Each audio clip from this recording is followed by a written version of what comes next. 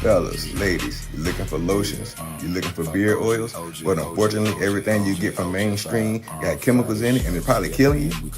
No problem, we got you. Go check out my people from Top to Bottom Hair and Skincare. That's Top to Bottom Hair and Skincare. www.top2bottom, B-O-T-T-U, the U is for unique, M.com. Tell them I sent you. Hands up, don't panic, we came for the win. Flow start shaking when the crew walk in. Say it one time and say it again. If you know, we don't need pretend. OG Network, round opinions don't matter. Fat that chula. Make the whole place shatter. OG Network, OG, tell them who the king is. Chula, fat that chula. Every mouth get fearless. Chrome on the smile and the crowd get louder. Talk slick online, steal your foe when we around your firearm Friday. Heavy on the chest, not a game, not a test. So we the loudest in the West. Ron got a lot to say, but we never need that. We in the front row where the real ones react. Fat that chula grand like he know the whole script. OG Network stamp, put it all on the wrist. Hands up, don't panic, we came for the win. Flow start shaking when the crew walk in. Say it one time, then say it again. If you know, we don't need pretty. OG Network. OG Network, round opinions don't matter. Fat that chula. Make the whole place shatter. OG Network, tell them who the king is. Fat that chula. Every mouth get fearless.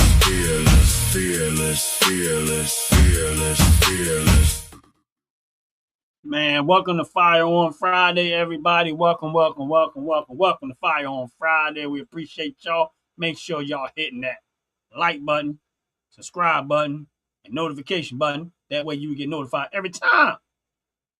Yes. Another video. Yes. Hear something, man. Like I be banging these songs in my car, and I know people be looking at me like, "What in the world is he listening to?" Like we ain't never heard that stuff coming out of a car.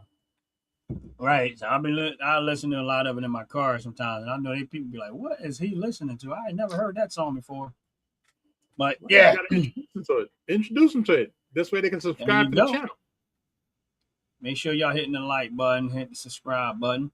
We appreciate it very, very much. Welcome to Fire on Friday with me and my brother Fat Tatula. Once again, we in the building, getting ready to talk about. Yes, sir. I don't know what we're gonna talk about. I ain't gonna lie to y'all. I was being lazy. I was being a no good fool. What's up, Split Mind Media? How you doing? I was being a no good fool. I wasn't even doing my homework, nothing. I have no idea what's going to happen on the show today. I'm being honest with y'all. Real talk. I was too busy vacationing, fishing, doing everything else. No. Feeding fish. All right, Jay. Leave it alone. Feeding fish. No. You forgot you posted a lot of videos while you was out on vacation? Come on. Yeah. Come on. I was catching everything but fish. Exactly. I'm still waiting for the explanation of how you caught the damn bird out the sky. I caught a crab. You know, I told somebody that the other day. They said, "What the hell did he use that he caught a crab on a fishing line?" Hey man, who fish like me? Nobody fish like me. I catch everything with my fishing rod. I catch birds. I catch crabs. You should have seen it. Listen, everything one time but fish. I caught a knife. It was a switchblade too. I didn't know about that one, but okay. Yeah, I left it out there though. I left it out there though. I was like, it might be a murder weapon. I ain't touching that. I think you may have to. I think you might have to switch this up by going fishing. You might have to go fishing for other things now, like that other guy. Jay, content creator I follow. I don't know how it was a knife, switchblade knife that was caught on my line. I pulled it up, and it don't look like it was that long, been in there that long. I was like, oh, I ain't touching that. I was like, that looks like a murder weapon. I don't know. Well, damn, it's funny. Funny you mentioned that. That's one of our topics tonight. I kid you not. It's one of our topics tonight about knives.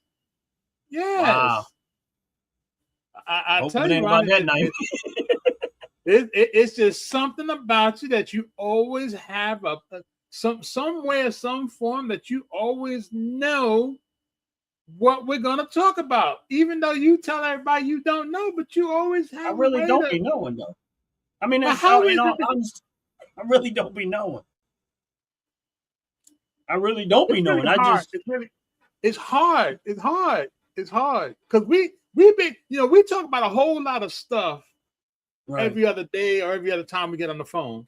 We never really talk about what we're going to do on Firearm Fridays because we want to keep it a surprise at the same time for both of us to give that real kit and caboodle, meat on the bones talk about the situation, which I like a lot. Right? And of course, everybody who's watching, always like and subscribe to the channel. Make sure you hit that thumbs up button because it tells us that we actually bringing some content that people are really interested in. There you go. So we got to understand that we're always talking about the Second Amendment, and I keep pushing the 14th Amendment because a lot of people forget about it. Now, first and foremost, before I forget, I apologize. Thank you very much for taking some time off for yourself. That is a very, very important thing. Okay, because you took off last Friday, you had some time to yourself. Hopefully, you were able to regenerate yourself and, you know, get back to the nonsense of life and have some fun on the shows. So man, you know, I had a good time. I was trying to go to jail, but it didn't work.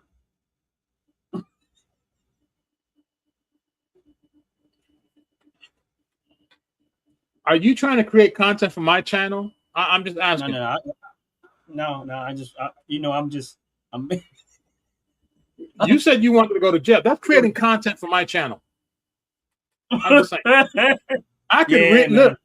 I would definitely find you getting arrested in wherever state you're in, and put that content on my reaction videos. Don't play around. That'd be hilarious. That would be hilarious. It would be.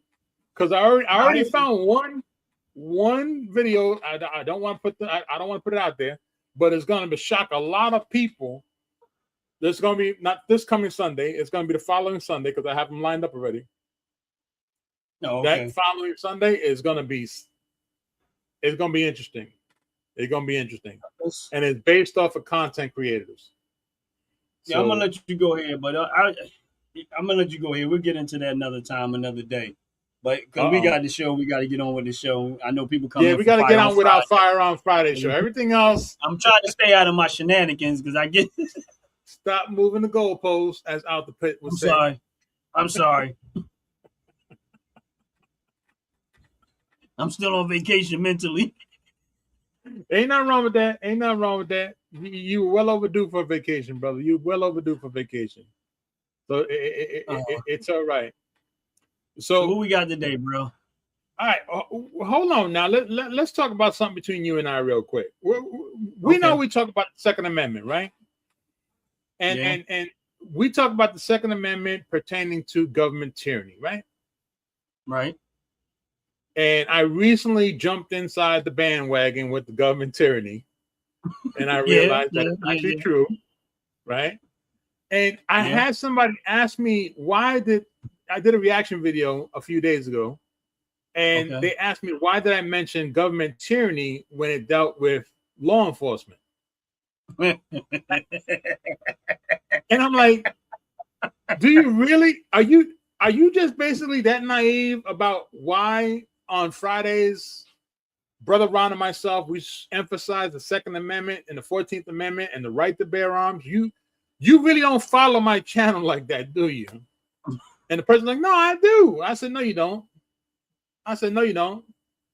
And I turned around and I was like, I said, well, you got to understand that the police department is ran by a commissioner, which the commissioner's boss is the mayor, and the mayor sits inside this building that's called the local government. That's why I just had to laugh, and I'm like, but you know what? I mean, I'm in all honesty, I think a lot of people are very naive. All right, let me backtrack a little bit. They are naive, but I think a lot of time people are so used to just kind of living their life, and they never give attention to this stuff. Right.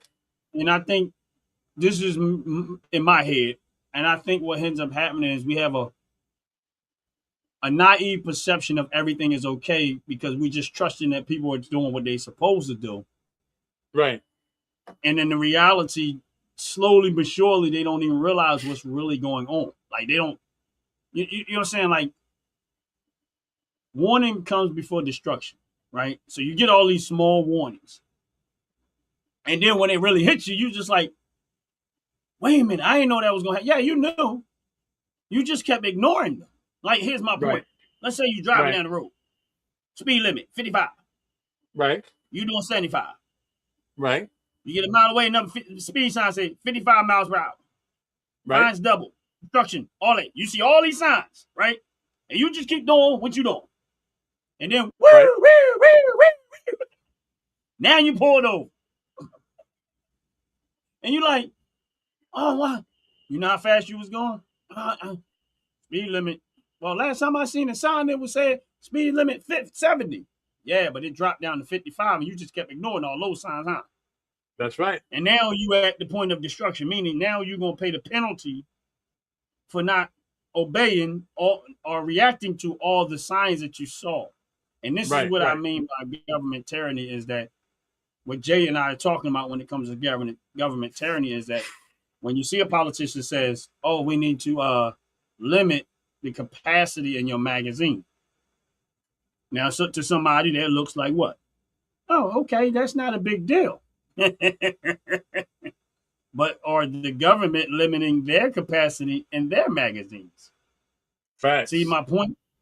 They're not, the government ain't getting rid of the tanks. They ain't getting rid of all of the equipment. They're getting advanced equipment while they're telling you what you can't have. That's right. So that's why I say they don't. But sometimes you're like top to bottom says you're kind of complacent because you don't think these things through. But history wise, and this is where it gets very, very interesting. Historically wise, that's how people got caught in the government tyranny is because they sat back and they did not see all of the signs prior, or they ignored all the signs. When Hitler was trying to get them, he said, oh, we have a gun. Let's do the gun, turn in your guns. You don't need them. The government's going to protect you. And a lot of the Jews started doing what? They were turning their firearms, this and that. And the ones that didn't, he went and got that gun registry. And guess what he did with that? He went and started took the police officers door to door and started confiscating firearms. And the next thing you know, they was in concentration camps. So if y'all think that that's not possible, this is why we talk the talk that we talking. And this is why we try to make people aware of don't trust the government to protect you. No. It's your job to protect you.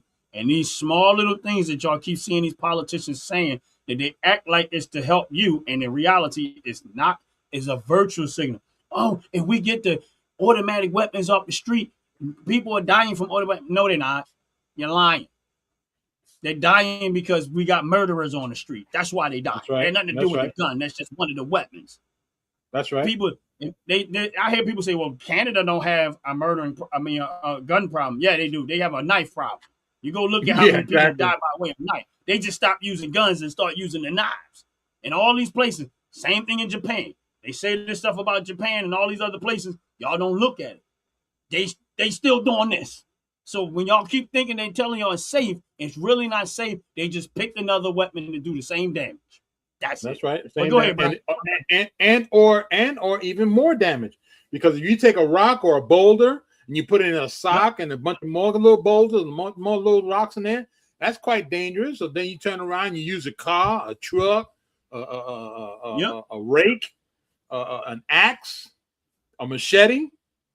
I mean, it's it's really ridiculous how society believes that gun laws, we need to be more strict on gun laws. No, you keep failing to understand that it's not the gun that kills people; it's people who kill people.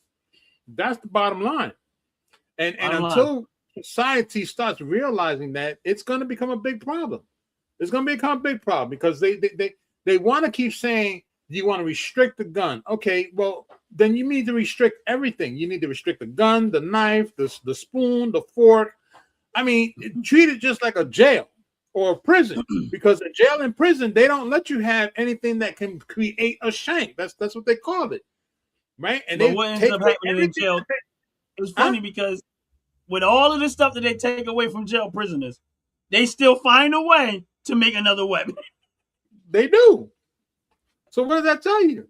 So you can, we can live in a society that keeps putting these restrictions on guns and all that. And dang it, I just remembered the other thing I had to look for as I was saying it.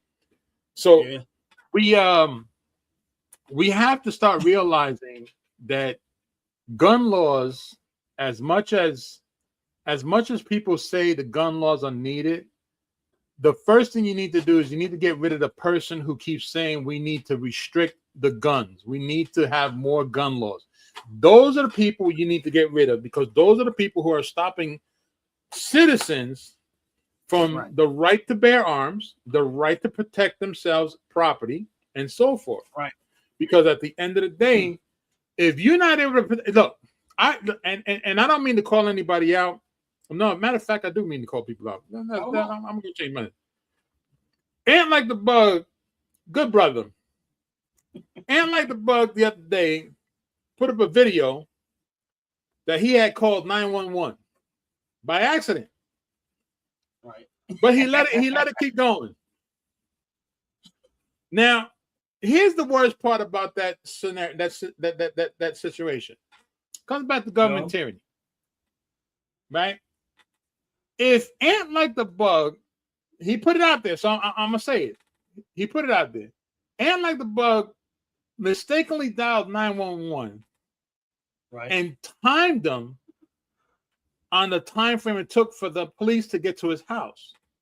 He said it took 8 minutes. Right. 8 minutes. Ron, we both know.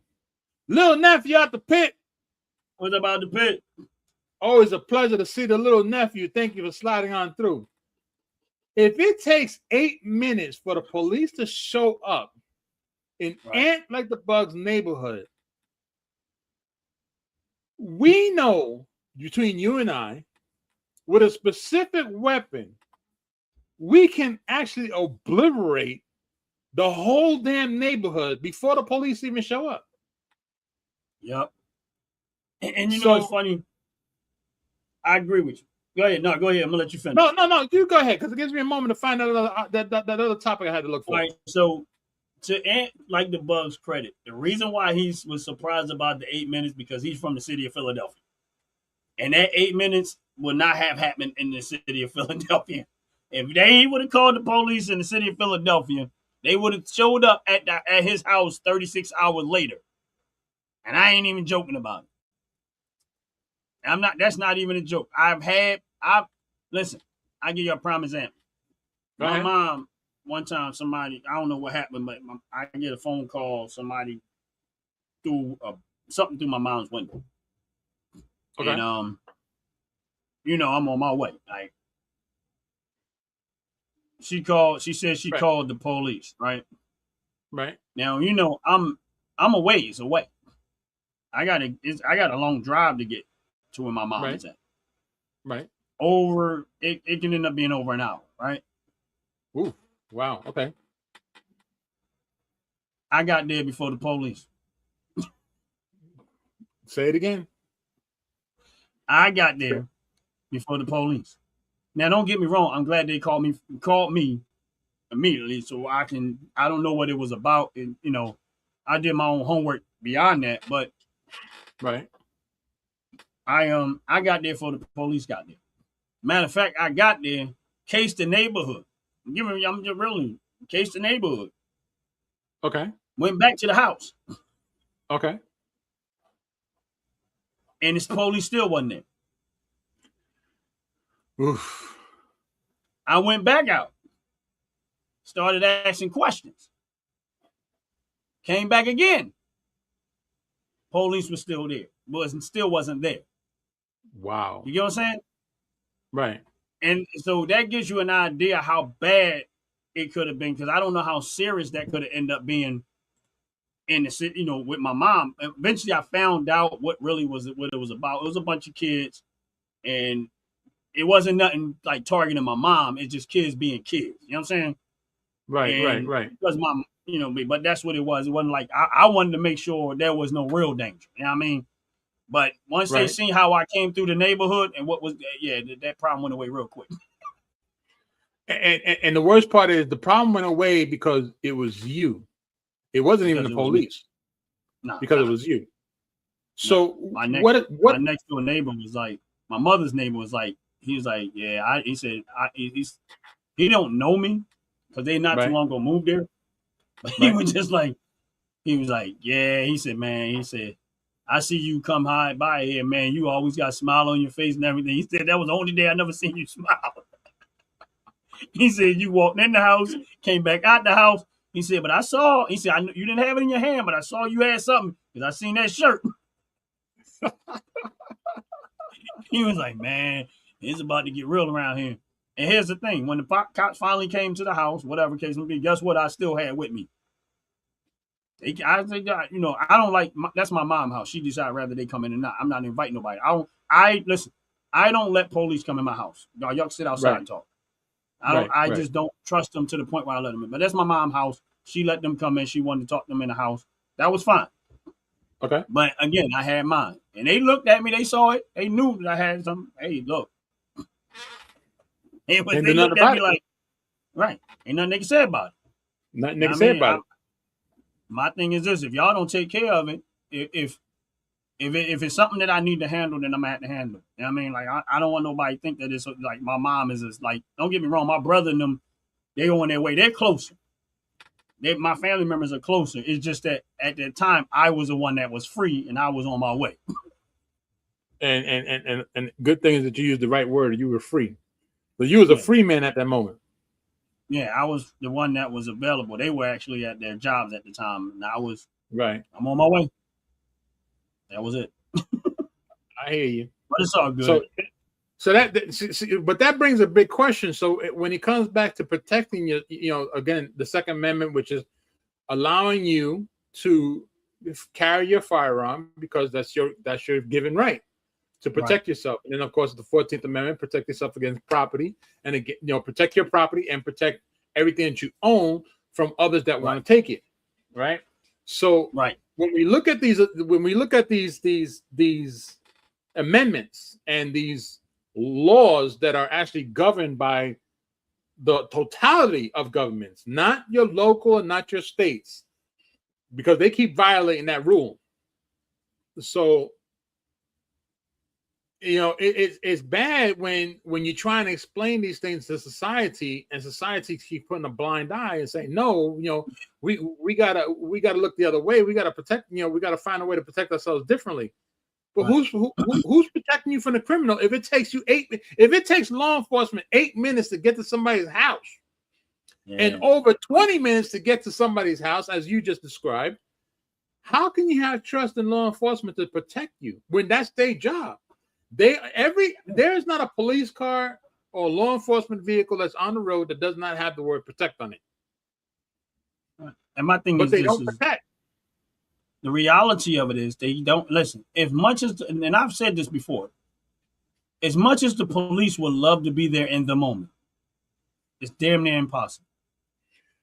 Unless they just happen to be patrolling by in the moment that something happened. That's the only way that they'll actually be able to be there in the moment. True. And at time, you keep freezing up. Now, Ronnie, I'm freezing up. Hit the commercial and knock yourself out, get yourself back in. We can't. Yeah, I'm gonna reset, but I don't even think that's gonna work. But we'll see. We're going to commercial, and we will be. Wait a minute, what the heck is going on? Yeah. I don't want to see you. I want to see you freezing like an old karate movie. Too late, frozen. And I keep seeing the light blinking up in your house. I'm starting to think that you got some Temu bulbs going on over there. Yeah, Jay, if you can hear me, hit the refresh. Hit the commercial because it's not letting me. What in the Sam here?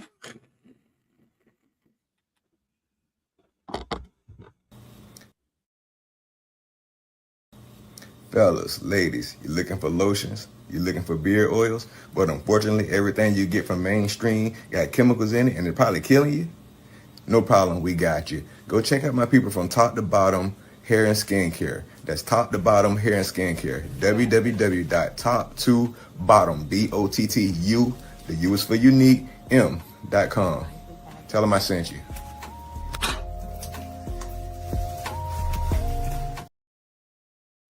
All right. As we wait for Brother Ron to return, we definitely having some technical difficulties going on. I don't know if the weather up by him is jacked up or not, but we're definitely going to give Ron a moment. There he is. Yeah, I don't know what's going on. There's always something here. So let me ask you this question, Ron. Yeah. Can we rely on law enforcement any longer? I think law enforcement's job is just to come clean up the mess that you leave behind. There you go. That's a great way to put it. And I think you're absolutely right, and I'm going to agree with you on that one. Because in all honesty, that's what they need to do. They need to clean up. And well, now, honestly, that's really, if you really think about it, their job is to protect and serve. So what it says on the thing. But honestly, I think that's where we miss it at, is that the police can't be there in that moment. Where you need seconds, they're going to be there in minutes. So when they come, their job is to just sort out what happened and to diffuse the situation. That's the protect part, meaning diffuse it, separate everybody, lock up everybody that needs to go to jail, let the court sort out what happened, blah, blah, blah, all the evidence, blah, blah, blah, blah, blah, blah.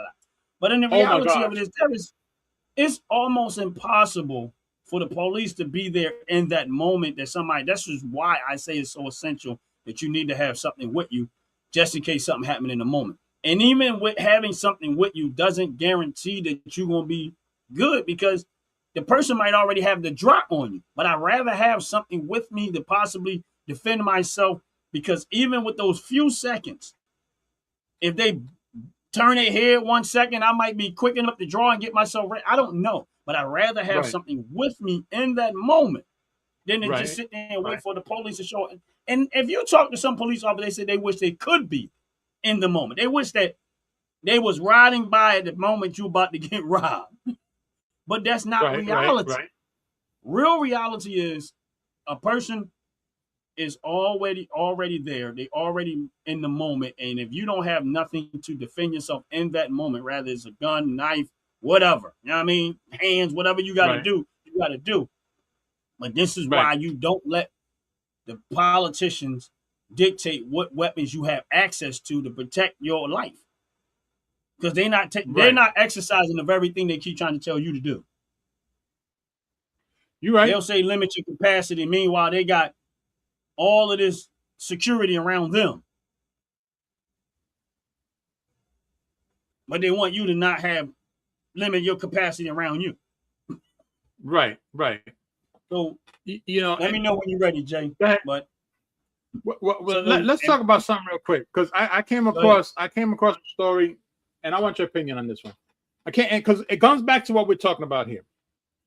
Recently, I came across a news article where a woman was being robbed by two guys on motorcycles. Okay. Two different guys. They were making believe they were delivery guys. They had that big lunchbox bag on the back, and they're two separate guys, two separate motorcycles, and they roll up on this woman. She's sitting in the car, and they held her at gunpoint. She gets out the car. They grab her purse. As she got out the car.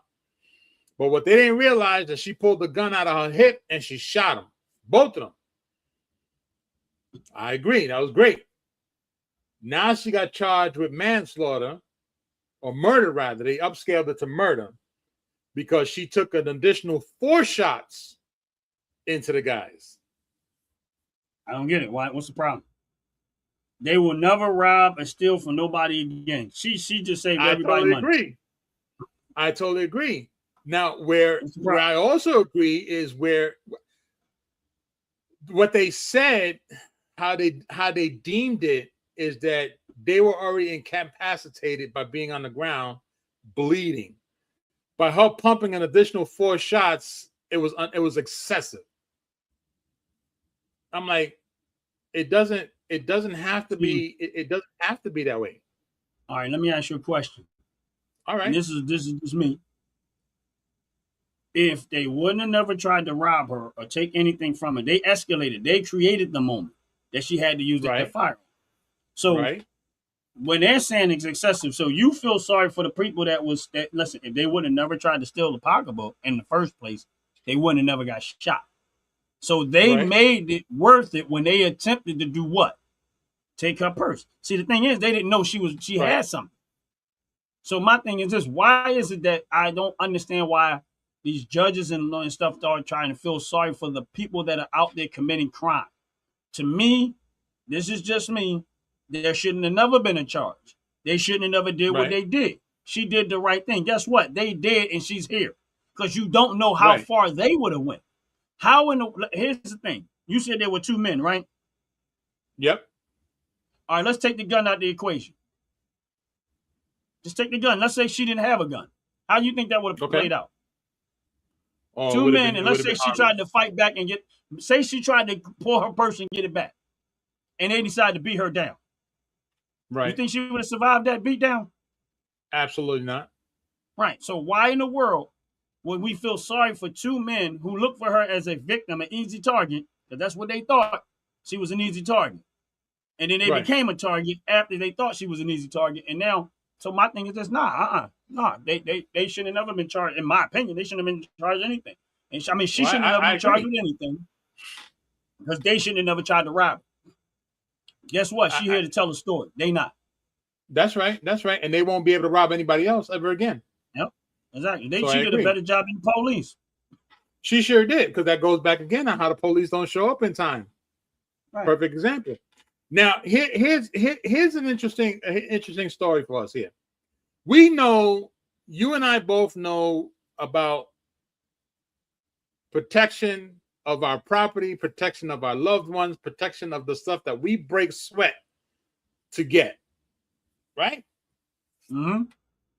Now, we also talk about how in many places, you're not allowed to take your firearm into certain buildings, right? Yeah. Now, I want to play this video, and I want you to give me your best advice on it. All right? Kill them all. So no, go ahead.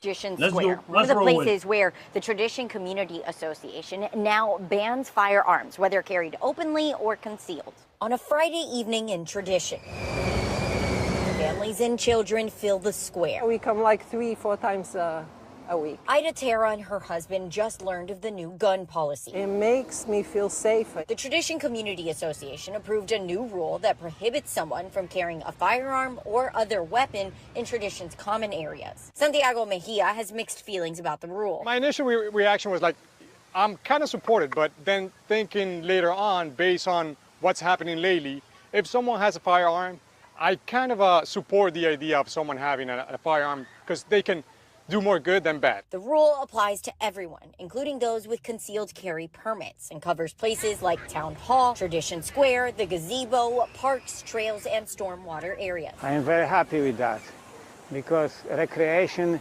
areas like Tradition should provide first the safety from everybody. Who are coming here?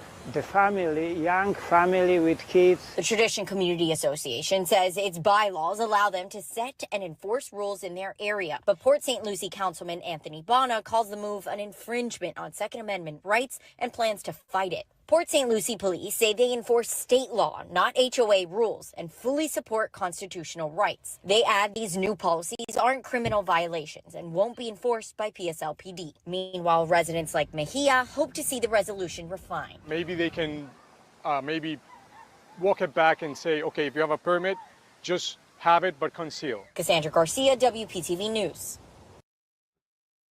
Okay. The level of stupidity. But you know, all right, so here's the thing. And listen, and when you listen to these people, this is what I mean by how naive we are as people. Now, of course, this is the virtual signaling that I keep telling people about. What did these people say to their interview? Oh, I think it's a great idea. I think it's a great idea. I think it's a great idea, right? This is how stupid they are. Now, meanwhile, a criminal is looking at this like, oh man, this is opportunity. Here's a place where I can go rob everybody. Ain't nobody got no weapons. And guess what? They just mentioned it on the news. That means I know exactly where to go. The news just told me where I can go when no one's allowed to have a weapon because I'm not a law-abiding citizen. They are. They the dummies. I'm not a law-abiding citizen. I'm going to go there with my firearm. How in the world is that stupid rule going to stop a criminal? Like, he going to look at this. He going to look, oh, I'm not allowed to have. No, that's opportunity. That is opportunity. That's what that does.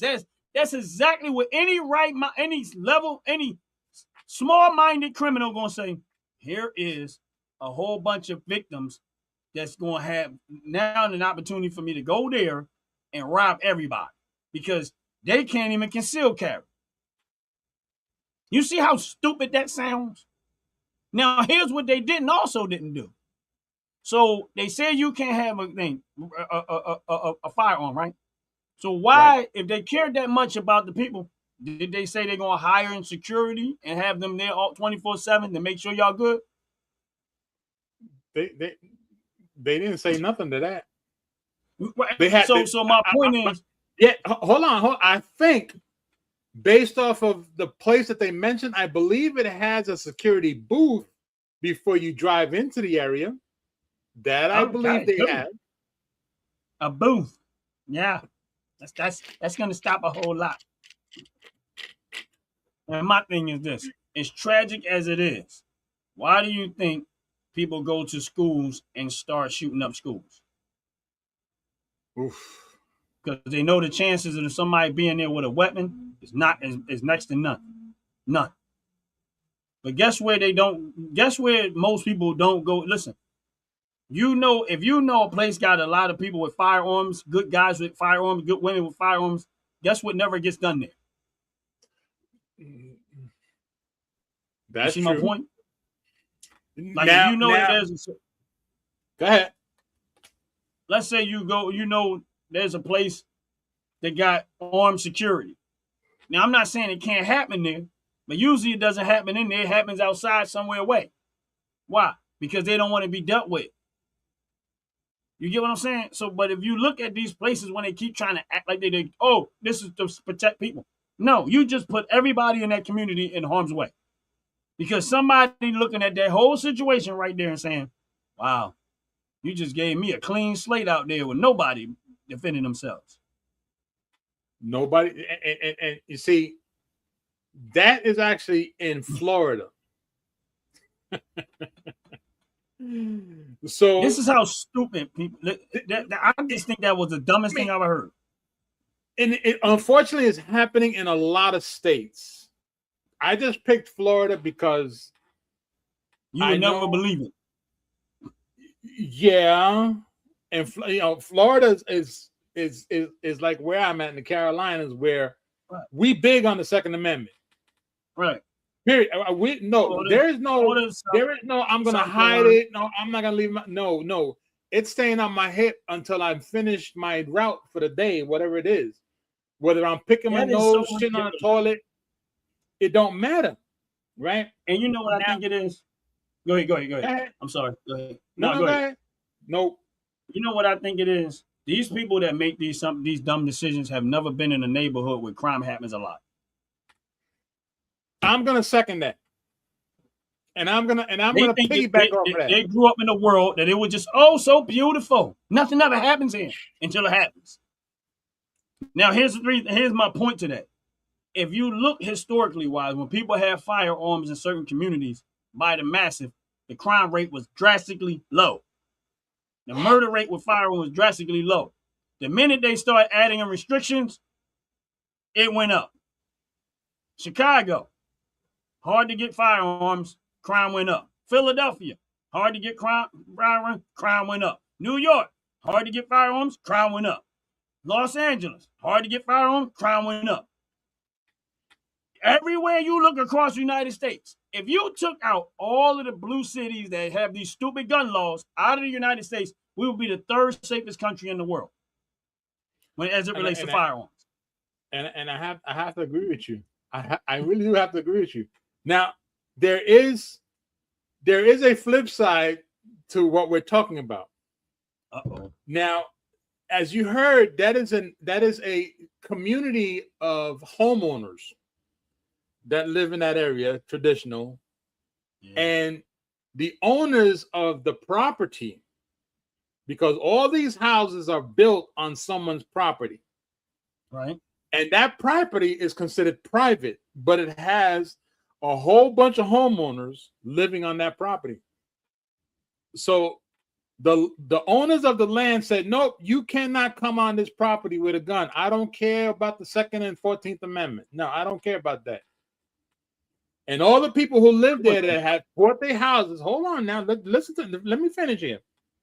All those people that bought their houses, $300,000, $400,000, maybe $500,000, maybe $200,000. Let's go with the medium number of $400,000. So everybody that bought a $400,000 house now in that community cannot carry their firearm. The minute they go past the gate to go onto the property, they have to hide their guns. Their friends and family and guests cannot even come onto the property with guns. They can't go sit outside over by the gazebo to take pictures because they can't carry their guns. That means that the gun is either inside somebody's house or inside somebody's car, which comes back again to the criminal that doesn't abide by the law, breaks into somebody's car. Now they got another gun. Now they could get, they go run out and do another crime. And or they break into somebody's house because they know that the gun is in the house, but they see the people outside. So they break into the house and steal a gun from inside the house. And then here comes the great part. There's an HOA. That means that the owners of the property can increase the HOA because crime has gotten higher, and they turn around and say it's to create or hire more security. So we need to increase your HOA fees so we can hire. So more security to keep you guys safe. When you could have just said, keep your guns. Y'all good. Right. But see, now the property owner considers it private property, and they can dictate how it works and charge the people for living there more money. So now they get double rich. Go ahead. You know what I would do? If someone was to break in my house and break in my house, I would sue them. I would take the owner to court and sue them. And they say, why are you taking them to court? Because if I wouldn't have never had left my house, if they wouldn't have never put that rule in place, I could have had my firearm and I could have put a stop to it. But y'all put us in harm's way. So therefore, I blame them. Because they put on the news that we wasn't allowed to have our firearms. And therefore, it encouraged the criminals to criminals saw it on the news and realized that, hey, we're unprotected. Now, I'm not saying I would have won, but I would have made that argument. So we could definitely can we agree on this one that increases the crime inside the community? Yeah, it works well. They're gonna hire security, inflate the amount of money that they pay, that they're gonna draw out of you. A small portion of that is gonna go to security, meaning he's gonna be somebody at the booth without a gun, without anything to protect you. He's gonna have a whistle. A whistle and a nightstick. You're gonna be like Craig. You're gonna be like Craig with a flashlight. Not like security, Craig. And by the time that security guard makes it to the house, that house has already been robbed. He gonna have a can of mace already. Right? He gonna have a half a can of mace that was. It's. I understand the concept. Yeah, well, let's look at it. Let's flip the coin, Ron. Let's flip the coin. That is the smartest thing for a property owner to make more money. Yeah, it is. Because now I'm going to charge you more money because you have your house on my property. I want to charge you more money and give you the false idea that I'm protecting your property by hiring 2 security guards. So I'm gonna charge each. Hold on, watch. Let's do simple mathematics here. We got 100 houses inside that community. Right. Each house is paying $2,000 a month for HOA fees. Now I'm going to increase it to $3,000 a month and hire an extra security guard. That's only going to cost me maybe $2,000 a month, maybe $2,000 a month. But I got 100 houses paying me $3,000 a month. Increase. Is he not? Are they not smart? Right. Here's the thing: they're very smart. I mean, and it's not a new idea. That's exactly what the politicians do in these blue cities. That's exactly what they do. Keep the crime rolling so that we can get more government funding to fight crime. Right. That's why we keep letting them out and keep it rolling. Why? That's why the judges want to keep their jobs. All these DAs and all these police, we want to keep all these jobs rolling. So we got to keep them rotating in and out of the prison. Why? So we keep making money. That's all. Which comes back to government tyranny. And then we make the crime rate go up. Property value goes down. They get their homies to come in and buy it next to nothing. And then they clean up the problem.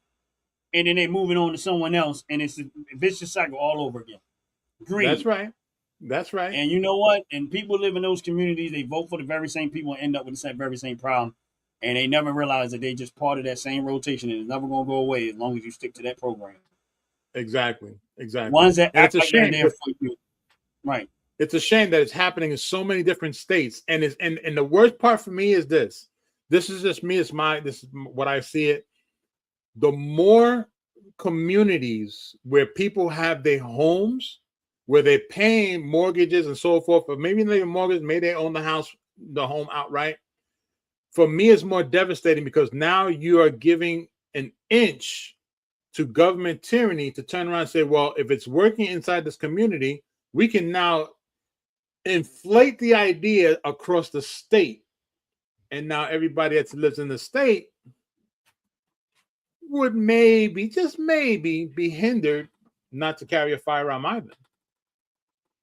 I'm just saying. And they can try it, but it ain't going to work because it never has. Well, I know it ain't going to work.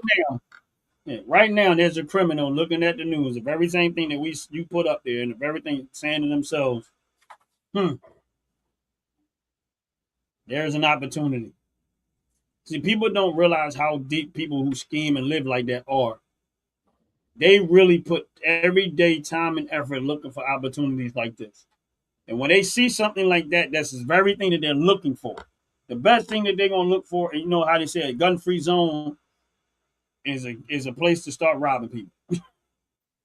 This is so true. In all of these, if it did not work in the cities that say, oh, we need tougher gun laws, we need stricter gun laws, they did it, and the crime got worse.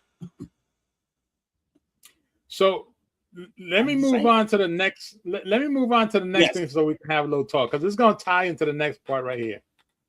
So if you live in a community or a person lives in a community and they turn around and say, well, you're not able to carry a firearm on the property anywhere because we don't believe in you protecting yourself, then I would say, go get this.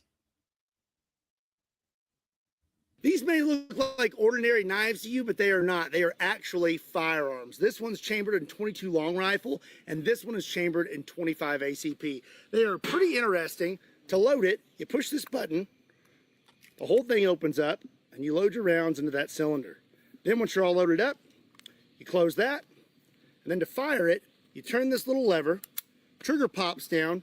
If you look right here, the barrel is right above the blade, and then you can hold it like this or upside down and pow, pow, pow until you're empty. Whoever said don't bring a knife to a gunfight had never heard of the Milligun knife. I'll be right back. I'm going to go get me one.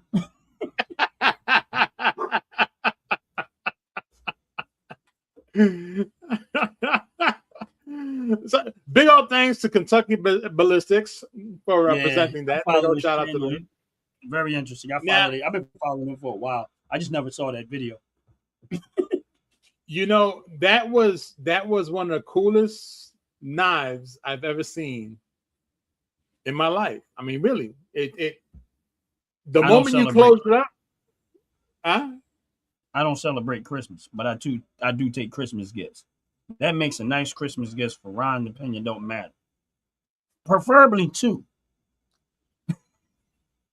I don't celebrate no damn holiday. You still can get me one. I don't care. Just get me one out of GP. It might be somebody that feel real Christmassy. Hell, look, just support my Cash App. Why not? And I'll get it, and I'll just buy it. It's the coolest shit out there. It is the coolest thing out there. It really is. I like and that right there, because it doesn't say you can't carry a knife. I gotta go. So if I'm carrying it, you're gonna automatically believe it's a knife, and unless you know about it, you don't know where that projectile came from. But the person is leaking on the ground. I like it. But this ain't no gun. It's a knife. Look, knife. That's it. Knife. What are you talking about? It's. But there's no blood on it. Then I don't know why he got hit with. I just went like this. I went like this, and he went on the ground, and he started leaking. That's all I can say. I saw it. That's all I can say. I don't know nothing. You said, can I have gone on my property? So I had this. I went like this. I showed him the tip, and he laid down, bleed. Oh, oops. I don't know. Real simple. That's the greatest thing ever. Now, I gotta move. I gotta move a little faster now. You just said that you are a fan of Kentucky Ballistics. Yeah, I watch his show. Watch his YouTube channel a lot. I don't know why I missed that one. Well, there's a lot of stuff he has on his thing I've never saw, but I've been following for quite a while. He's funny. Well, I'm glad you said that, because this one's going to hit close to home. This one is going to hurt you in every possible way. Okay? And I'm going to apologize to you. Ron, I love you like a brother from another mother. I really do. And I got your back. There's very few people that I would tell them that I got their back. And I would really mean it, because I don't like nobody saying it to me and they don't come through. I will come through. Like I told you the other day, you go do what you got to do by, that situation. I'm going to be there for you, and I'll take a flight up there or drive up there. It's only 7.5 hours if I'm doing 90 miles an hour. So I'll get there in time. I got such concern on my head because I know what he does. And he loves to do this stuff to me. And now my head is just spinning because I'm almost scared to see the video. Well, I'm all right, so let's just play the video. Wait, before I play it, didn't you say your favorite weapon was supposed to be a 50 BMG? Yeah. I love them guns. I love them. And you say you really want to get a 50 BMG, right? Yep. Okay. Oh, look, I also owe you an apology. You remember how I said I don't like cats and I love everybody else that has a cat? It's like, how you say everybody else has the animal, but you? I forgot I do have a cat. It's just a stuffed cat. Oh, okay.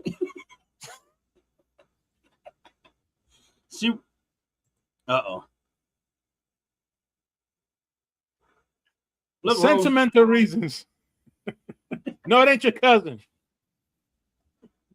She's spoiled. I don't care no matter what happens. You notice she keeps coming in this room, and I got the door open a little bit, but she comes in here, looks for me, and every time I'm on my live, she wants to show up and get on camera. You know what's also funny? She always shows up when she knows that your feelings are going to get hurt. I know. Hey, you should see. I got to send you a picture too, Jay, man. Their bowls, their food bowls are your old candles. I use them.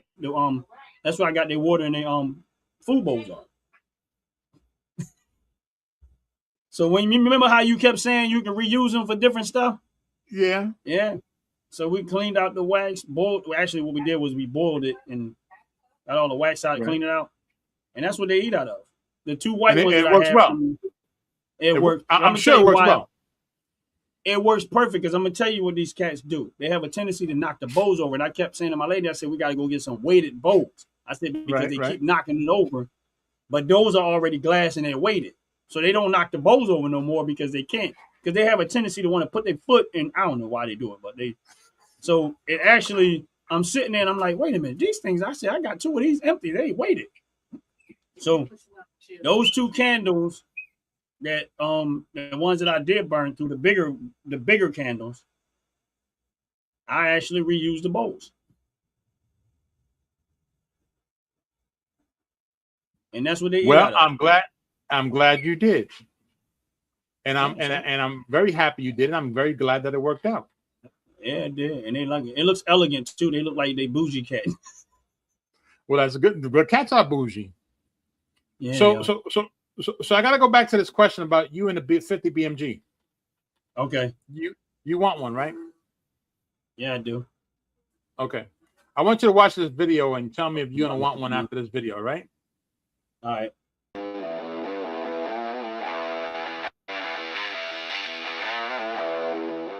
What's up, everybody? My name is Scott, and I'm going to tell you about how my 50 cal exploded, and I almost bit the dust about 2 weeks ago.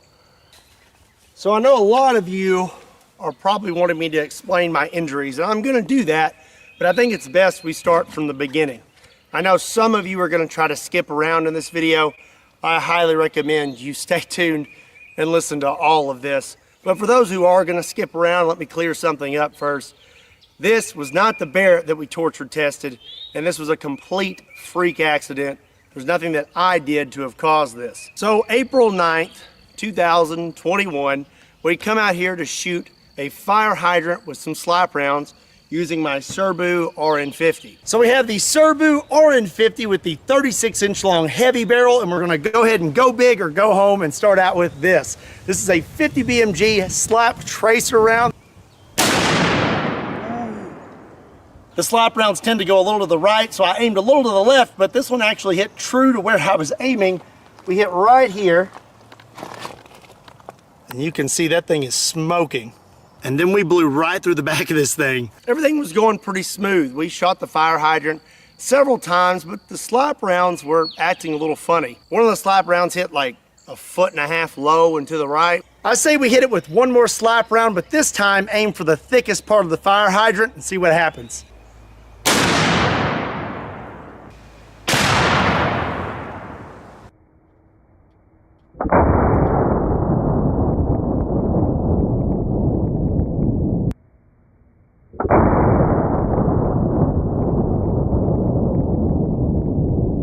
The gun was functioning normally, as it always has. I've been using this gun for a long time now, and I've never had any issues out of it. So before all this happened, we took one last shot, and it was actually really, really cool. The round was stuck out the back of the fire hydrant. This is a 50 BMG silver red tip armor piercing incendiary tracer. So we went through the top of the fire hydrant. Look at that. Oh my gosh. It's just stuck out the back. After that, I decided I was gonna take one last shot with a slap round and try to hit the thickest spot on the fire hydrant. So before I loaded my last slap round, I know that there was no barrel obstruction because I literally found the round in the fire hydrant. But this last round that I loaded into my Serbu RN50 was a very, very hot round, and I had no idea. And there's really no way for me to have ever known that this round was as hot as it was. Ron, start clutching your pearls, Ron. So here you can see me taking the last shell casing out, and now I'm loading in the slap round.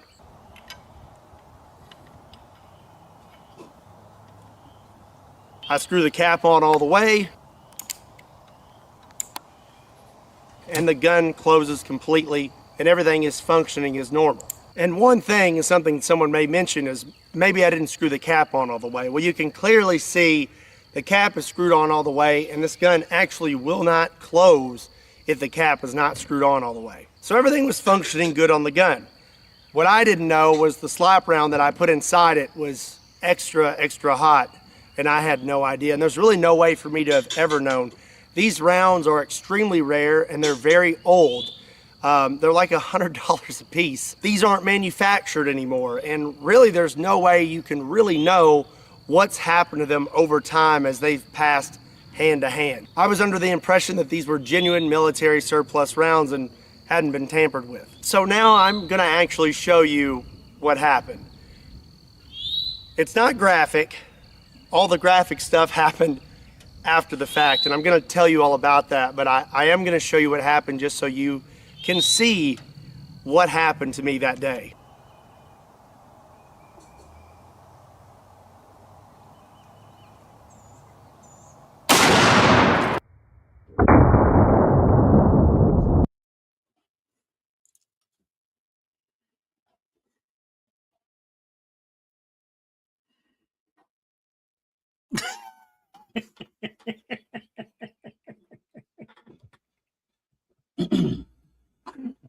I just had to make sure that you were there. That looked like it hurt.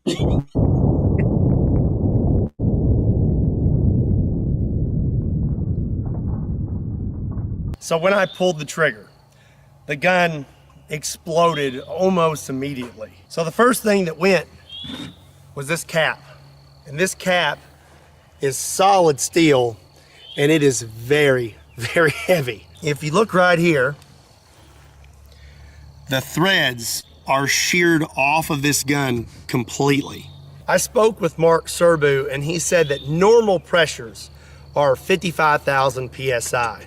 And for those threads to have sheared off and this cap to have just blown off like that, we're looking at over 85,000 PSI. So the cap blows off. It's kind of hard to put these on because of my little nose brace. I'll explain. But safety glasses are on. And this cap, you can see this little crescent here. This cap hit me right there. I'm not really sure which way, probably more like this, but it struck me in the face. When this cap hit me in the face, it broke my orbital bone in 3 spots, here, here, and here. It also broke my nose, and that's why I have this on. I've had to have facial surgery to repair all this. Here's the really bad part though. On this lower, normally, there's these 2 ears that stick up right here. And this is what prevents you from closing the gun when the cap's not on all the way. If the cap is on all the way, it will fit perfectly right here with those ears pushed up against it. When the cap blew off the gun, it came straight back, shearing those ears off the lower. One of these is still at the hospital, and this is the one we found. This one zipped right past my head, went inside my hat, blew a hole through it, and took it off my head what appears 7 to 8 feet. Now the other one is what almost ended me. The other ear hit me right here in the throat. It proceeded to lacerate my jugular vein and then punctured a hole in my right lung. As for my hand, my best guess is this is what did it. So he got his ass whipped by a 50 BMG. Yeah, he got his ass whipped by a 50 BMG. I'm joking around, but man, he better be thankful. I'm quite sure he is thankful that he's still alive, man. Because I know 50 Cent looking at him like, I took ain't nothing.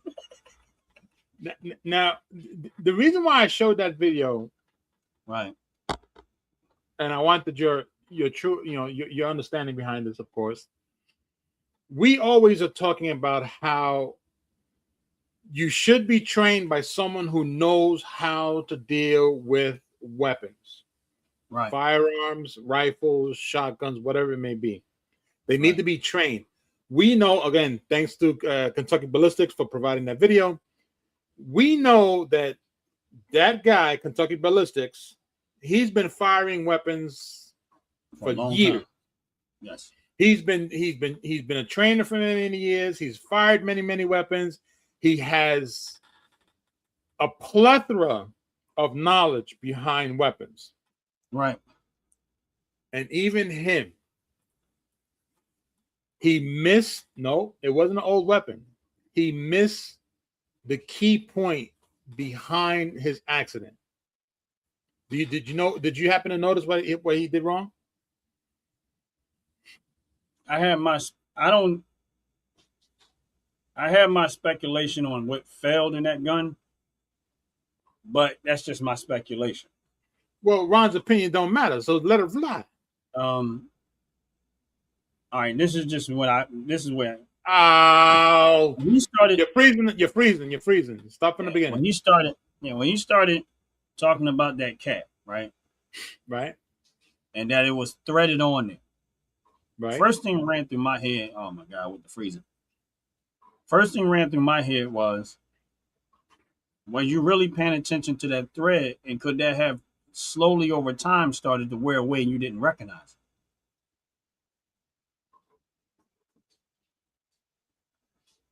it? You might have to start that again.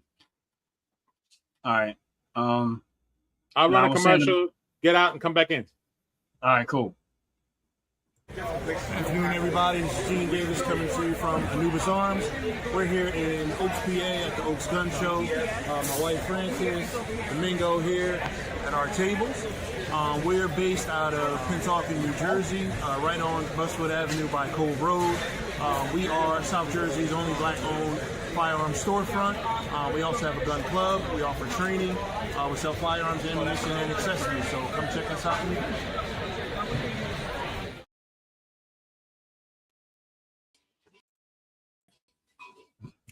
Yeah, I'm back. What I was saying is that when he mentioned about that thread on that gun, the cat. Now he said he had this gun for a while. So, and my thought was, could that thread have been wearing out and loosening up over time, and you just didn't realize what was about to happen, and that was that straw that broke the camel's back? That was my first thought, because he started talking about the thread. Now it looked like he put it on there. He probably was on there tight enough. I don't know. That was my first thought. Now,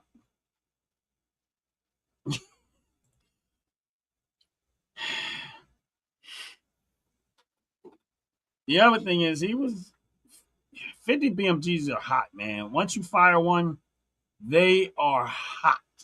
Yes. Extremely hot. Yes. He probably should have let that gun cool off. But go ahead. True. But that was just my take on it. What was your take? So you didn't feel anything else odd with what he was doing?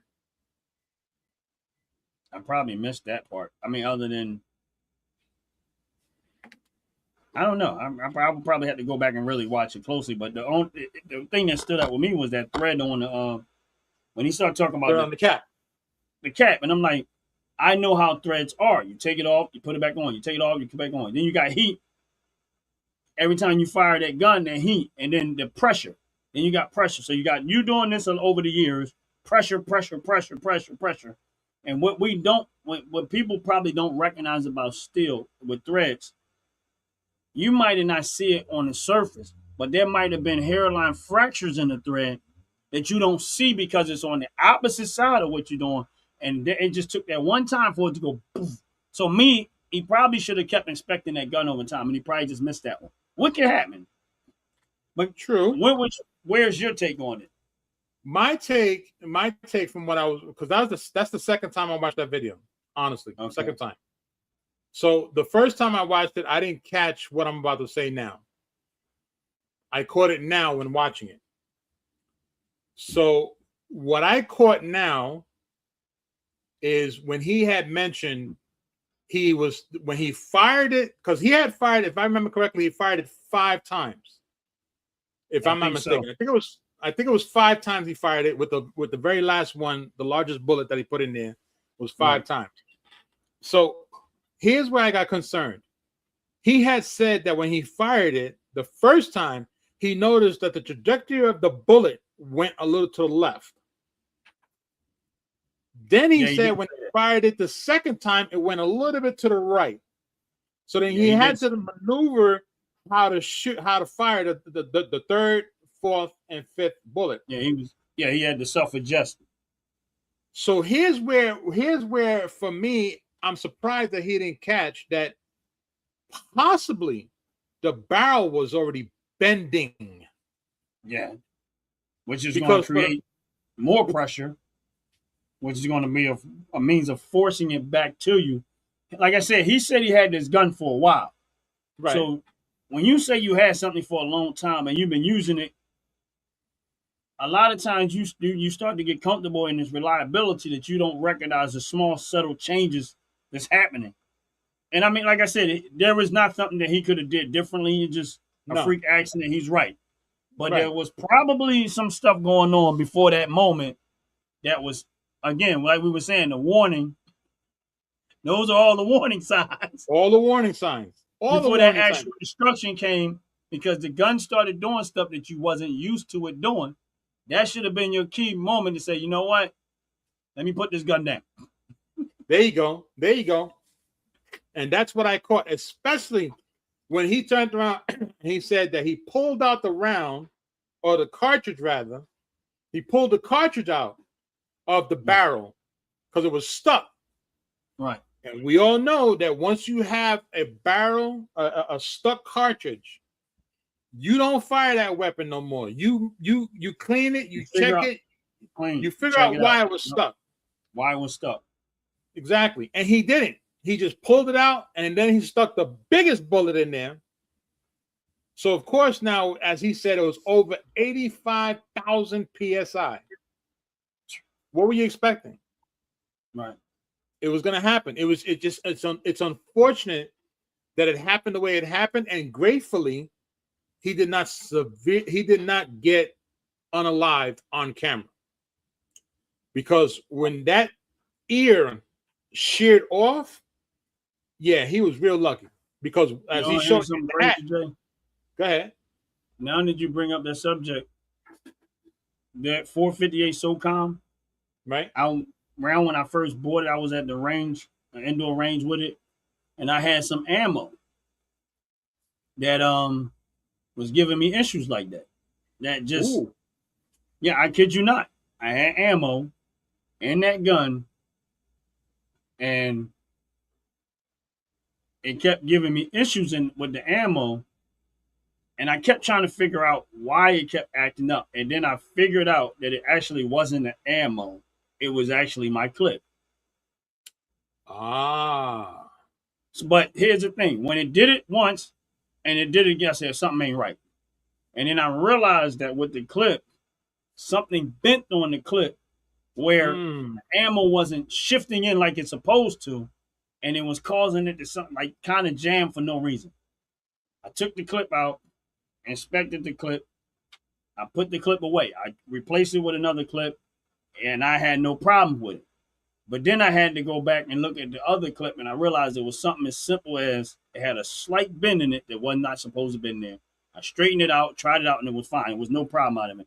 But there's little small subtle things like that you don't realize that it didn't do what he did. It wasn't blowing back, but it just, again, when you have a dysfunction in something that's normally don't happen, stop. That's right. Stop. Make sure you consciously figure out what's going on. Don't try to force it, because I could have kept trying to force it to work and could have been turned into something else. It didn't get nothing like what he had. It just, I had to closely inspect everything that was going on and say, why is this doing what it's doing? Once I realized what it was and I swapped the clips out, of course I cleaned it out, put a little oil in there, swapped the clips out. It's running fine. So I thought it was the ammo, but it really wasn't the ammo. But there was one piece of ammo before I got started, and I looked at it, and it had some imperfection in the ammo, like the shell case. Right. That's what caused everything. So you had a snowball effect. Right. It was like a snowball effect, and because when I first tried to use it, so I'm looking at the ammo. My first thought was looking at the ammo. When I finally got the one out of there, because it was so jammed in there, it wouldn't come out. When I finally got in there, that's what caused everything. And then once I straightened that part out and got the ammo out of there, everything was fine. I never had an issue out of it since. But my point is that the best thing you can do when you have something that's not functioning like it's supposed to. I've had the same thing happen to my Ruger. Not exactly the same, but the clip, the little plastic part of the clip, when you start to feed it in, the spring under it got bent somehow. So it wasn't functioning up like it's supposed to. So it kept making the gun jam. Of course, I look at the clip and I'm like, all right, something seemed a little like it had like a little tension when I push it down. Okay. And I went and got my other clip and I said, look, they're different. Like the way it's holding in there, it was different. Like if I had them right now, I could show you because I still have the one that's messed up. I couldn't fix it. So I didn't even, I just kept it as okay, this is a learning curve for me. But again, once I swapped the clips out and I ended up having to buy another clip and I just held on to that first one, I said, I'll just hold on to it. But I got something marked on to let me know that that's a bad one. But it's just a learning curve for me because, again, that was early in my days of just kind of getting into firearms. I had to stop. I didn't try to force it to make it work. I started looking at the functionalities of the gun to figure out why it wasn't functioning the way it was supposed to function. And I figured it out and made necessary adjustments. But again, when you're handling firearms, a lot of times little silly stuff like that you think is significant. And then this guy, and this is just my observation of it is, Jay, you asked me a question a while back on one of the shows. You said, how often should you clean your gun? Right. And I said, I don't use them as often. I said, but in my opinion, as often as you can. I don't think there's no real number. But I think if you use your gun, you should always inspect the parts of your guns and make sure that they're functional like they're supposed to function or whatever. Clean it, oil it, make sure there's nothing going on with the firearm over time. But again, I wouldn't. He couldn't have predicted that. Like you said, there still was a flu accident. Nobody can. But I think there's a lesson learned in that because I know which type of 50 BMG that the 50 BMG that he has is a single shot 50 BMG. Right. It's not like it's a magazine fed. You got to take it out, put another one in, take it out, put another one in. Correct. So, and the way that it's set up, there's a whole, people don't understand 50 BMG's got a lot of pressure and a lot of heat with them, man. And a lot of pressure, a lot of heat. That's right. That's right. And like you said, when he said it was shooting left and it went right, he could have dropped that gun somewhere and bent something and didn't even realize it bent because you can't see it with the naked eye. Anything could have been happening with that gun. So I don't know. Here and you're right. And here comes the funny thing. And I could be wrong because I've never disassembled a 50 BMG. Right. Yet I have disassembled some other similar weapons. Now I'm sure that your 5.56 SOCOM, you can actually remove the barrel. Yeah. Yeah. So is there a possibility with your own experience on your own weapon? Because as we talked a moment ago about threads are unpredictable. Right. Could it be that the threads inside that 50 BMG, right where the barrel meets the actual feeder, was already loose and or it was starting to shear in a different direction, which means that it forced the trajectory to start shifting from left to right? Because we knew and we saw how he always kept it straight, but the first bullet went left, the second bullet went right. Then he tried to readjust it by lifting it up and lifting it down when he took the shot. And even at that, when you're readjusting during the firing of the round, right, it causes it to be unstable because now the pressure is being moved. That's the reason why they always, and I could be wrong, but that's the reason. With his being a single shot, these guns are made different than what he has. True. Because he has that single shot. And this is why I think when we, like what you were saying, that amount of pressure on a single shot is unlike these. They have a lot of, like, the gases in these guns, so a portion of that gas is recycled. Yes. Because that's what allows it to open up and push back and recycle the other one and come back in. You know what I mean? So Correct, all of correct. the pressure isn't actually in the gun. Some of it is actually released in that process. With Correct. that gun, there is no recycle. Exactly. There is none. Everything is in there. So Right. that's why I'm like, I just think that he didn't pay attention to, it was probably, like you said, those telltale signs was already there. He's seen all of the warning signs. It was a new experience and he didn't know how to react to. And Exactly. thank God he's still alive and it wasn't detrimental to his life. Correct. But he got Correct. messed up. Got messed up pretty bad. Pretty bad. He got messed up pretty bad. And that's with that, this is the reason why for me, I always try to say to people, regardless on how much you think you know the weapon is just like a horse. You don't know when it's going to do something different. But the moment you see that it doesn't function the way you remember it to be, don't put it down and start all over again. Disassemble it. Look at everything. Check everything. Because you never want to experience your own weapon unaliving you. Let me just put it like that. Right. Okay. It's something that a simple, even like with your experience, a simple bend in the cartridge as it's being fed can stop it and possibly have a very, very bad outcome. Right. I've seen a Smith & Wesson, if I remember correctly, a Smith & Wesson 45 had a bent firing pin. So, of course, the firing pin is supposed to hit dead center of the round. It hit the top of the round, right above dead center. Right. And they kept trying. They kept hearing it click, click, click, and nothing came out. Excuse me. Put the damn thing down. Stop trying to fire it. Because if it actually bends even further and hits that round is not going to come out correctly because now it's being what they call that a double tap. Right. A double tap round. Yeah, those are dangerous in there. And it's also it's expanding the shell casing because it's hitting it in places that it's not supposed to hit. Correct. Which then, of course, as we saw there, it can actually explode on the inside of the pistol, and the pistol winds up being shattered. True. So these are the things that, as you and I, and I'm thankful for you for asking me to be part of your show. This is why we also not only talk about gun laws, but we talk about gun safety and the reasonings behind it, because we want to cover all bases when it comes to guns.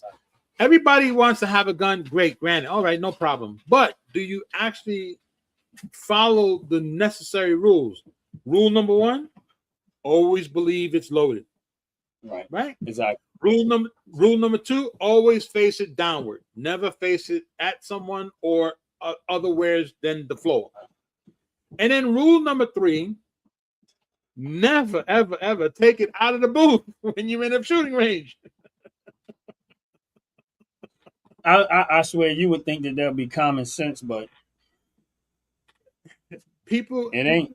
I've had to leave the range because of people like that. We watched the video. Right. And we've seen how the trainer actually put the gun outside a 357 outside the actual booth. Almost lost his life. So we always here on the OG Network, Firearm Fridays, regardless on how much we joke around. Ron was gracious enough to create the show. Ron, I appreciate you bringing the show up. I really, really do. And I'm glad that we're able to try to. I'm glad we're doing educate other gun owners, because just because you know about the gun that you have and or you think you know, you really don't know. Because you must remember, this is what I believe, and I could be wrong. If you did not build that gun, then you don't know that gun. You didn't build it. Not really. You had to go through and take that gun apart and look at all of the functionalities of it to even get a good knowledge of what it is and stuff like that. Listen, at the end of the day, there's still a lot that I don't know. You know what I'm saying? Right. And when I was telling those stories that I was telling about the situation, I was younger. And like not younger in age, I'm talking about this is like my beginning phases, but by sheer nature, being somebody that's mechanically inclined, when I understand something's supposed to function a certain way, I'm a problem solver. So my mind always go to solve the problem. Right. So when it happened, my mind was like, okay, this is something that I know it ain't supposed to do this. I need to solve Right. the problem. Because if I don't get rid of the problem, I'm not going to be able to enjoy the moment. So I need to solve the problem. So Correct. if you're using a firearm and something seems to be functioning a way that you're not used to or you're not understanding, and even if you just have some small speculation, put it down. Put it down. True. Don't fire it no more. Make sure it's right. And if you're not sure, get somebody to know so they can help you make sure it's right. This You know is what I'm true. saying? This is true. And don't be ashamed to ask for help. Like, don't feel like, I don't know. No, it's okay. Listen, ask for help. Your life depends on it. Don't just That's right. assume if you got to get help. Listen, I was younger in that game, and when it happened to the 458, another one of the people that worked there, he was there with me. But I figured it out before he can actually figure it out himself. But that's just because I'm inquisitive like that. I'm not. If something ain't looking right, it ain't functioning right, I need to figure out why. Because again, Right. safety measures. I don't want Right. no accident. I don't want no mistakes. Right. I watch enough people on firearms and know that there are other things that could happen and there are things that can go wrong. You know what I'm saying? Right. Always inspect your gun. Look for Listen, it's one thing to clean it up and put oil. Look for this, there could be small fractures in your gun. It's metal. Listen, it's a metal item. Metal can crack, split, and then you put some pressure in there through a firearm, it can break that. I've seen people fire firearm and they fall apart. Why? Right. Because you did not inspect the gun. You just assumed that it was okay. And it could be anything can happen. Correct. And to piggyback off of that, there was a program some time ago that was called Forged in the Fire that they were always built. Yeah. You know what I'm talking about? Oh my Yeah, gosh, that show is freaking fabulous. And one of the things I learned about that show, which was actually very, very truthful when it comes to metal, it's we have to worry about the thing that's called a cold shut, or I think it's called lap. That's when the metal, the steel, creates a bubble from heat and or other items, a drop of water on the inside, and it starts burrowing itself into that metal, and it becomes a weak point in that metal. Right. Those are the things that can happen to guns as well. Okay, Right. because of course we know that on the inside of the barrel, anybody who knows how to take apart a gun, it has an actual I forgot the name of it just that fast. It has I can't believe I have an old man fart right now. What the hell did we just call it? The barrel? No. When you screw on the cap, what the hell was it? I'm not sure what you're talking about. On the The cap of that 50 PMG? Oh, you're talking about the thread. Thread, that's the word. See, old man fart. So even on a pistol, you have threads because that's what's at the end of the barrel. That's why you screw it on. And a lot of people don't realize it's even like when you watch people putting on a freaking silencer, it threads into the barrel. So those threads get water or moisture because either how it's stored, or if it's in your hip too long, it gets water. Water tends to penetrate steel. It just happens to be that way. It's unfortunate. So that's why they tell you to oil it, because water doesn't play nice with oil. So even with that mannerism, we have to understand that we have to clean the weapons. We have to make sure they're oiled. We have to make sure they don't have any type of oxidation in it, because those brown spots is what makes the actual metal weak. And damn it, I wish he would have figured that out on the third round. When he said that damn round came out and it went to the right, further away, and let's not forget, he also said that one round he shot straight and it went downward. He said it went down towards the fire hydrant. Right. So yeah, I don't.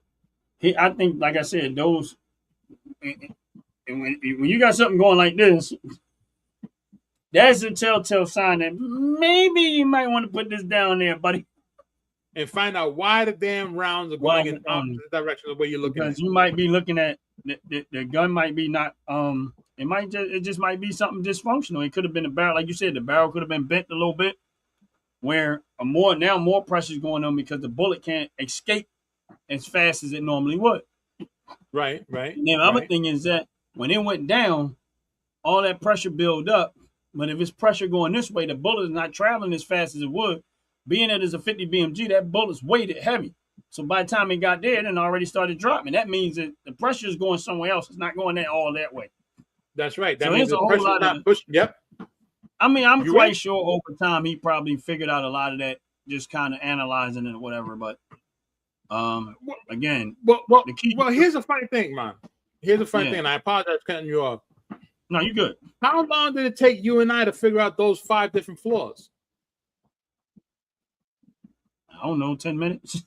Exactly. Honestly, most of that we saw it in the moment, but yeah, I'm gonna say 10 minutes. Yeah, but So again, I mean, we're not certified trainers. We're not professionals. no. Yet we understand. We respect the guns. Right. We respect the weapons, and that's part of actually being a proper gun owner is by respecting the weapon that you choose to actually have. Yeah. We saw a 7-year-old boy respect several different weapons. Right. Okay. And he understood it.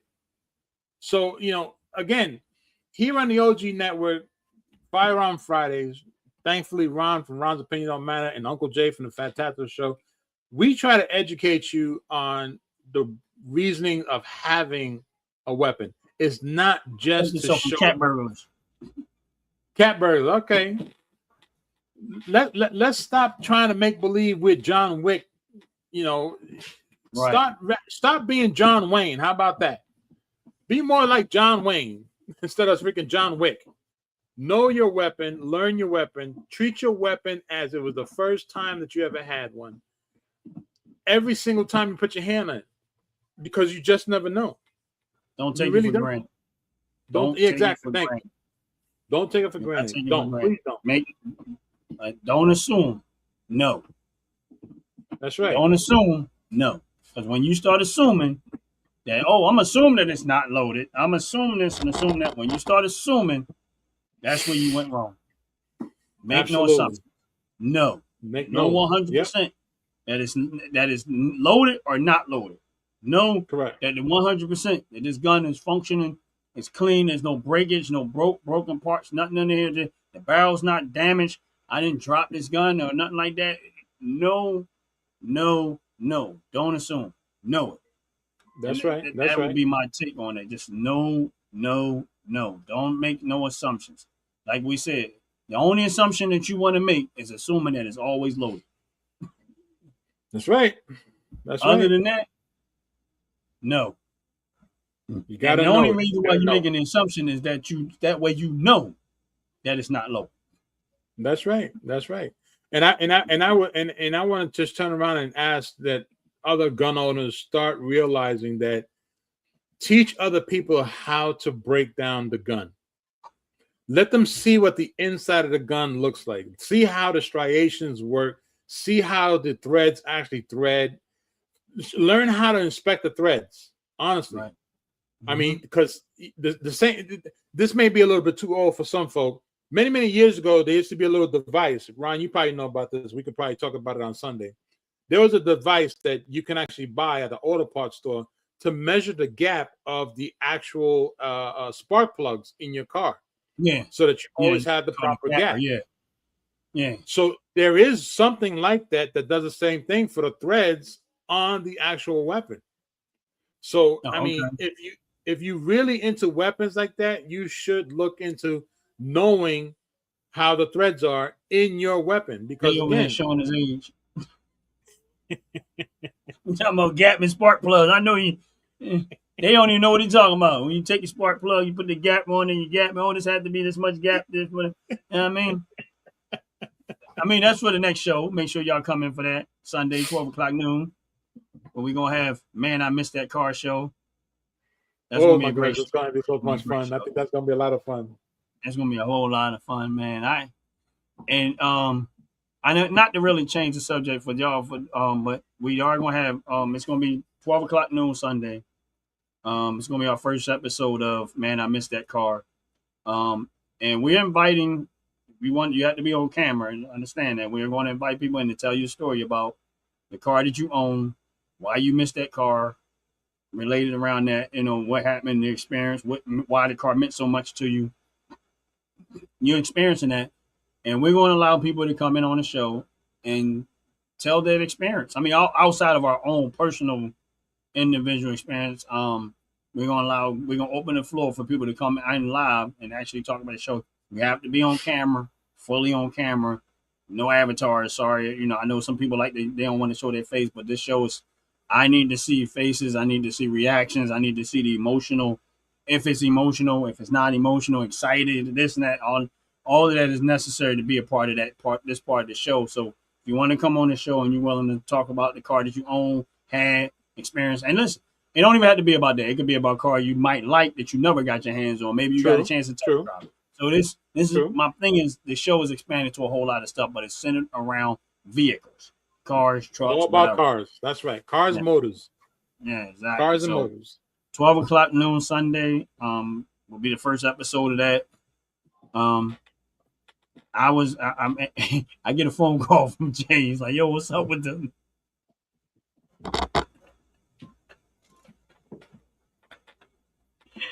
How dare you? Yeah. How dare you? And I'm like, you just think you're gonna slide that in the OG network and not have me ask what the hell that's all about? And I was like, oh man. I said, man, I ain't want to bother you, bro. Like, you're like, no, you supposed to bother me with that one. And I was thinking, yeah. I mean, granted, I have my own show to do later on that day, but shit, you bringing up a topic that I could really rocks with. Yeah, man. And I was like, I had that in my head for a while, and I just wasn't too sure how to, when I was going to do it, whatever. But since we for the moment canceled out the Fracas show, which we might bring it back down the road. I don't know. Right now, it just I wanted to bring this along the way and get this started, and I didn't get a chance to. So I figured this would be a good time for it, and this is gonna be a good show. It's gonna be a good show. It's gonna be interesting. It's gonna be very, very interesting because I know people have attached to their car, and I know we kind of getting off topic, but we get ready to close out the show anyway. So that's why I wanted to bring this part in before we let it go. That I know people own a lot of cars and they got experiences with cars, and sometimes people get very attached to them. Like there's that one car that they wish they wouldn't have never let go, or wish they never sold, or stuff like that. Now here's the thing: I watch a lot of shows where they customize cars. That's like I love watching those type of shows where they build cars, customize cars. Rose, chill out. Jeez, oh my God, she's like a baby, man. Meow. Every time I put her down, she just keeps wanting to come back. She just want to be in my face all the time, but it's cool. I'm gonna let you stay until we done. But yeah, it's like so I watch a lot of those shows. People that customize the cars. People like, I don't know if y'all know who Chip Foose is, but he's one of the he's like he does like a lot of the design for cars and stuff like that. He's a big name in the car industry when it comes to custom cars and design stuff. And I used to watch his show, and on that show they used to they was like act like they stole someone's car, and then they would take and redo the car with the family and stuff. But the person they'll act like they not stole the car, but they come up with different ways to get the car from the person and make a big deal out of it. And then the person find out getting their car redone by Chip Foose, who's like, he's probably one of the best car designers out there, in my opinion. Not the best, but one of big name. But I watch those type of shows all the time, and I was like, I always, this is something that's I like to do, and I've owned a lot of vehicles in my time, and I went through a lot of vehicles. I too, man. Yeah. But it's gonna be a great show, man. And then some of your experiences. The first time you got speeding tickets, all that type of stuff. So this show gonna go a lot of places. Shut up, Jay. This show is gonna go a lot of places with it, so I think it's gonna be a great show. And that's why I named it "Man, I Missed That Car," because I know that everybody has a "Man, I Missed That Car" moment. Yeah, I know I do. I got a couple of them. I second that. I second that. We opening the door for anybody that want to come on and talk about that. I mean, other than us talking about different experiences with our vehicles and stuff like that. But it's gonna be a great show. It's gonna be a really good show, man. I really agree. But this is a good show, man. I like what you brought in. I didn't know what to expect, but man, I feel sorry for my man, bro. I mean, I know that was an old video, and I'm quite sure he's fine. Yeah, but it was old. It was old. Woo. Again, it's like, you know, they like, Ron, don't buy no even 50, even at this old, yeah, and the information is still effective. Yes. That's the best thing about it. It's a very effective video, and it's a learning curve for me. It's like, I don't want that particular gun, but I do want a 50 BMG. So it definitely is a learning curve for me, because you just never know. It kind of woke me up to say, look, you need to maybe take even deeper, pay a little more attention to the stuff that you have too. Don't assume. So Right. I ain't gonna Yeah. lie to you. Like, it really just looking at what happened to him. And like I said, it's like anything, a car accident. A wheel can come off a car, you don't even know what's gonna happen. That's It's an true. accident. That's true. Well, That's it was true. an accident. But it That's just right. makes you be a little more conscious of what's going on. I think it was a great topic, man. I'm glad you brought that in. That was really, really good, man. It was an education for me, and I'm quite sure it was an education for other people on the show too. It was for me too. It was for me too. It was for me. Now I want two. It made Now I me want 250 remind me BMGs. of things. Now I want 250 BMGs. Woo. But here's the thing. Remember we were talking, I said, no, I don't want them single shot ones. And I kept telling, I said, I don't want that. I want the You AR did? style, 50 BMG, magazine fed, semi-automatic. No, don't get me wrong. Anything can happen. Doesn't matter what you're shooting at. Right, Anything. right.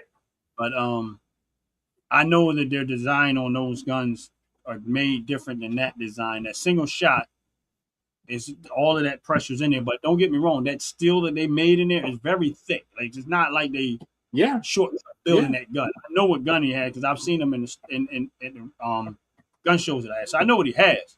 I've seen him. I've seen him. Right. The steel is heavy and it's thick steel. Yeah. So it's not like they shortcut building that gun. But anything that you use over time wears. That's right. And Wear it down. I think Wear it down. I just think that gun was his last firing moment, and it just went bad. And the big takeaway from that is when you see that your weapon is not functioning the way it should, stop, put it down, take it apart, figure it out. Don't keep firing that damn thing. Don't make an assumption. I mean, it could right. be hurt. It could And if hurt I'm you not and mistaken, my name. and real quick, the last thing I want to say is, did we not watch a video where a guy said that he couldn't understand why his AR kept jamming on him and he put a bullet through the floor and put a bullet through the ceiling? Wasn't Yeah, that- oh yeah. What am I saying? So there we go again. And he He didn't knew even that put there it was down. something wrong. He kept He doing the didn't put same it dumb down. thing. He did Yes, the he same did. dumb thing 3 more times. Yes, he did. Yes, he did. He never put the gun down. He just kept doing the same dumb thing. Yes, he did. And then kept trying to figure out why it was happening. Well, put it down. Stop it. Boy, I need help. Whew. But great Well, show, that's brother. all we Great brought. show. Great No, show. listen. I am humbled that you asked me to be part of the Firearm Show and the OG Network to present these shows. I am humbled that you asked me. And listen, let's keep rocking, brother. Let's keep We're rocking. gonna keep rocking and rolling. It just it nothing gonna stop anything. It's a great show. We're doing great things over here. A lot more things are gonna be introduced as time progresses. And you know, we're gonna keep this train rolling. That's all I can say. This train is never gonna stop rolling. Can I make my plug? Go. Can I get a plug in it? Let's not forget about my show either. Okay, I do have my own show, the reaction. Oh yeah. videos. Go ahead. Plug it. Right. I got my reaction shows back on. So every Sunday, 2 p.m.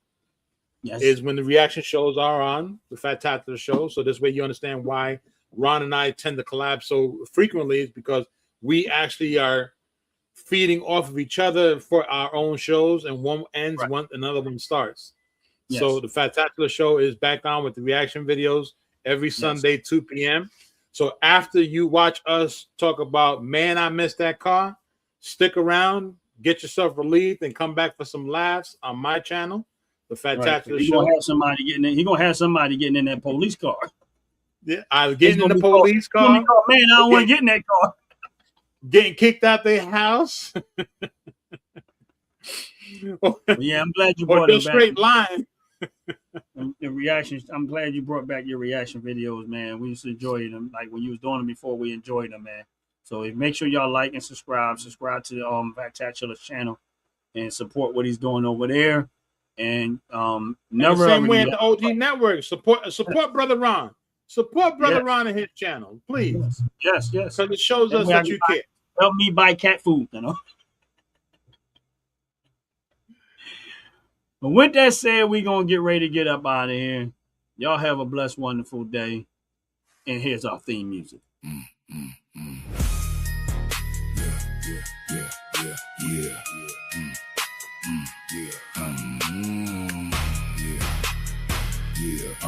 Fuck OG. Firearm Friday show. Step in, we come live. Yeah, OG Network on. Whole room for the vibe. Yeah. Run, talk, let it slide. Opinions don't matter. Keep that mouth closed up when the bass get fatter. Yeah. Fatacula in the cut. Got the whole block jumping. Go to loud laugh. Make the whole night something. Hands up, don't panic. We came for the win. Flow start shaking when the crew walk in. Say it one time and say it again. If you know, you know. We don't need pretend. OG Network. Fellas, ladies, you looking for lotions, you looking for beard oils, but unfortunately everything you get from mainstream got chemicals in it and it's probably killing you? No problem, we got you. Go check out my people from Top to Bottom Hair and Skincare. That's Top to Bottom Hair and Skincare. www.top2bottom, BOTTU, the U is for unique, M.com. Tell them I sent you. But we never need that. We in the front row where the real ones react. Fatacula